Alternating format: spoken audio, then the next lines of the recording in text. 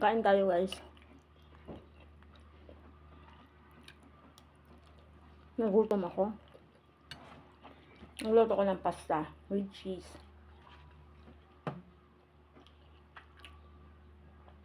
Kararating lang namin guys. Umakyat kami ng bundok sa may El Rancho. Part pa rin siya ng Montalban guys. Kahapon kami pumunta Saturday. Siguro dumating kami mga 10:30 in the morning. Overnight kami hanggang Sunday. And then, pagka Sunday, umalis kami mga 8:30 ng umaga. Napaka-thrilling talaga guys kasi kahapon maulan-ulan. Tapos, yung daan, pababa, paakyat, madulas. Hindi pwede doon ang may mga edad na. Ang pwede doon yung mga bata-bata pa lang. Doon may edad na ako pero kaya pa naman. Pero pag may mga sakit, wag na. Mahirapan. Maswerte kami kahapon kasi maulan-ulan. Walang masyadong visitor. Kunti lang.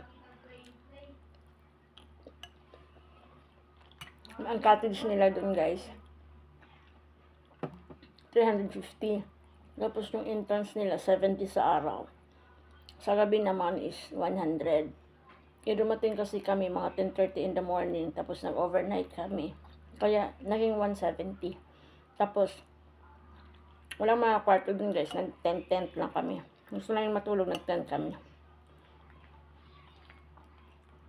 Malayo siya. Yung siguro nasa 1.5 kilometers yung lakad namin guys.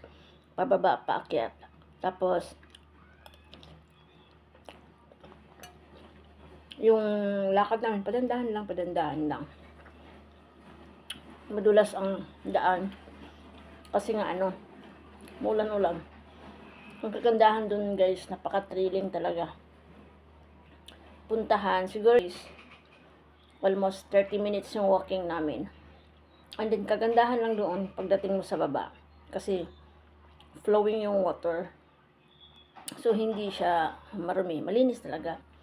Malinis siya kasi, kumbaga, malayo pa talaga siya sa kabihasnan, guys. Walang ilaw doon. Malinis siya sa kabihasnan kasi nga, malayo siya.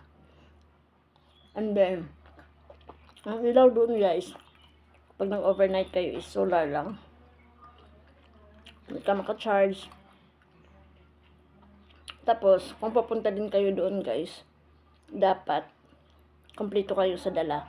Para sa kagaya ng mga uling, kung gusto mo bumili ng soft drinks, kompleto kayo ng dala kasi walang tindahan doon guys. Ang layo ng bahay doon. Ang tindahan doon guys, yun yung pinaka-entrance. 30 minutes away yun ha. Tapos pa ganyan-ganyan lang. Kung padandahan ka, abot ka pa ng 45 minutes walk. Kami, 6 kami. Nagdala kami ng mineral water. Isang galon talaga ng mineral water. Tapos sulit naman guys kasi Sabado wala talagang tao dahil din sa maulan-ulan. Pagdating naman ng Linggo, ang daming guest. Ang pwedeng i-occupied ng may-ari is 50 person lang. Pero lumampas na siya guys ng 71. Walang signal doon. Wala talagang communication talagang. Ang sarap doon magmuni-muni lang. Walang communication. Naawa kami kanina pa, alis na kami, naawa kami kasi ang daming dumating. Hindi na sila pinapapasok. Yung iba, nakapasok pa magpicture na lang. Kasi ang daming pumasok doon guys, mga bikers. Magpa-picture lang. Yung iba, hindi na talaga nakapasok. Just imagine ang layo ng nilakad. Putik. Tapos pababa, paakyat. Tapos hindi sila nakapasok. Kasi nga, ang layo ng entrance para walang communication ba, so hindi masabihan doon. May tindahan doon sa pinakabungad, kaso lang hindi masabihan na puno na kasi nga ang layo. So kaya wawa yung pumunta kanina na ando na tapos hindi sila pinapapasok kasi nga crowded na. Ayaw din ng may-ari na mabusabos yung pool niya. Ang pool naman doon guys, 2. para sa kids at saka sa malalaki. Pero hindi naman siya totally malalim. Sobrang lamig pa ng tubig. Ayun ang may-ari, mabusabos yung pool niya kasi pag magkaroon ng negative vibes, wala nang pupunta. Walang ilaw, basta tahimik doon, guys. Ang layo ng mga kapitbahay. Talagang nasa sulok na siya. Kaso lang, ang pwede doon, guys, yung mahilig lang sa adventure. Kasi kung di ka mahilig sa adventure, huwag ka na pumunta. Mapapagod ka lang. Kami mga bata, 3 yung mga batang dala namin. Talagang kami lahat may bit-bit. Hindi pwede na wala kang bit-bit. Kasi ang layo ng nilalakad niya. Talagang pakanyang, palusong, paakyat. Pero, may pathway naman siya, guys, na sementado. Siguro mga isang 1 meter ang pathway niya.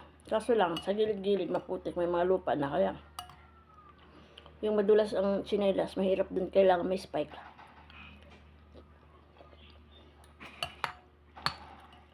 Ang mahirap doon, yung paakyat na. Ang guys, meron kaming nadaanan na muntik na siyang hinimatay kasi mahika. Surrender na talaga siya, ayaw na talaga niya. Bumaba. Hindi na kaya. Kasi naman napupumilit sila kahit crowded na napupumilit. Eh, hindi na niya kaya, hindi pa nga siya nakagitna.